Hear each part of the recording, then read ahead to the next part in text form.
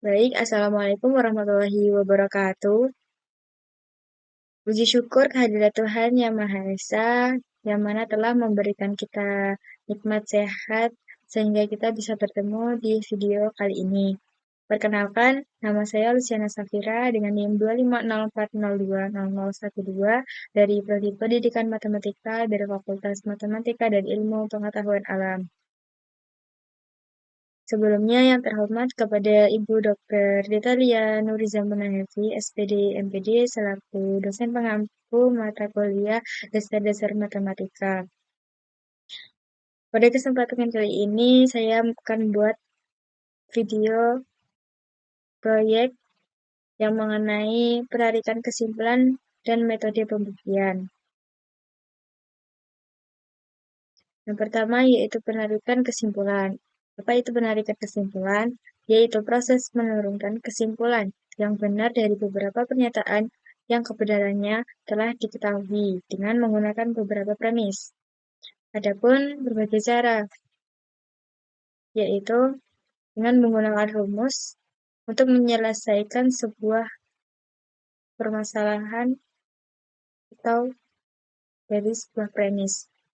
Pertama, jika P maka Q dan P maka akan menghasilkan kesimpulan negasi Q, atau yang disebut dengan modus ponens. Selanjutnya, jika P maka Q dan negasi Q, maka kesimpulannya yaitu negasi P, atau yang disebut dengan modus tollens. Selanjutnya, jika P maka Q dan jika Q maka R, maka kesimpulannya jika P maka R, disebut dengan silogisme. Di sini terdapat yaitu adisi P, maka kesimpulannya P atau Q. Dan simplikasi yaitu P dan Q, maka kesimpulannya yaitu P. Di sini terdapat suatu permasalahan, yaitu dengan premis pertama, jika listrik menyala, maka ada listrik. Dengan premis kedua, tidak ada listrik. Jika listrik menyala, kita permisalkan dengan P. Maka ada listrik, kita permisalkan dengan Q. Tidak ada listrik, kita permisalkan dengan negasi Q. Karena Q ada listrik, maka negasinya yaitu tidak ada listrik. Atau kebalikannya. Maka kesimpulan dari permasalahan ini yaitu lampu tidak menyala, atau negasi dari P, karena P itu listrik menyala. Jadi kesimpulannya yaitu dari permasalahan ini menggunakan modus ponens. Jika P maka Q, negasi Q, maka kesimpulannya yaitu negasi P. Selanjutnya, terdapat sebuah permasalahan jika mahasiswa yang memilih prodi matematika, maka dasar-dasar matematika diharuskan dan aljabar diharuskan. Jika dasar matematika diharuskan atau aljabar, maka geometri diharuskan. Hanya mahasiswa yang memilih matematika. Oleh karena itu, dasar matematika diharuskan atau aljabar. Nah, kita permisalkan, jadi jika mahasiswa yang memilih prodi matematika, maka dasar-dasar matematika diharuskan dan aljabar diharuskan itu dengan M. Jika M, maka G dan T. Kita permisalkan dengan premis tersebut. Selanjutnya, jika dasar matematika diharuskan atau aljabar, maka geometri diharuskan. Kita permisalkan dengan G atau jika G atau J, maka A.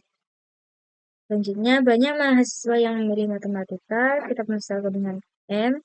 Oleh karena itu, maka kesimpulannya yaitu A atau J. Dasar matematika diharuskan atau aljabar. Maka kita peroleh G dan T dari premis 1 dan 3, yaitu modus ponens. Jika P maka Q, itu P, maka kesimpulannya yaitu Q. Kita permisalkan M ini P dan G dan T itu Q. Jika P maka Q dan M itu P, maka akan menghasilkan Q itu G dan T. Selanjutnya kita peroleh G dari simplikasi yang keempat. Simplikasi tersebut yaitu P dan Q, maka kesimpulannya yaitu P, dan di sini terdapat G dan T, maka kesimpulannya yaitu G. Selanjutnya G atau J dari adisi yang kelima. Dengan menggunakan rumus adisi yaitu P, maka kesimpulannya P atau G. P itu sebagai G dan J itu sebagai G. Yang ketujuh, yaitu kita dapatkan A dari modus ponens 2 dan 6. 2 itu G atau J, jika G atau J maka A, dan G atau J maka kesimpulannya yaitu A. Jika P maka G, itu P maka kesimpulannya yaitu G. Yang terakhir A atau J. Nah, kesimpulan ini sama dari adisi yang ketujuh. Jadi terbukti bahwa argumen ini sah. Selanjutnya induksi matematik. Apa itu induksi matematika? Induksi matematika yaitu salah satu metode pembuktian yang digunakan untuk membuktikan kebenaran suatu pernyataan yang berlaku untuk semua bilangan asli. Induksi matematik juga disebut dengan metode deduktif dari suatu pembuktian matematik. Di sini terdapat langkah-langkah untuk menyelesaikan sebuah permasalahan dari pembuktian dengan menggunakan metode induksi matematik, yaitu misal Pn adalah pernyataan yang akan dibuktikan kebenarannya untuk semua bilangan asli n.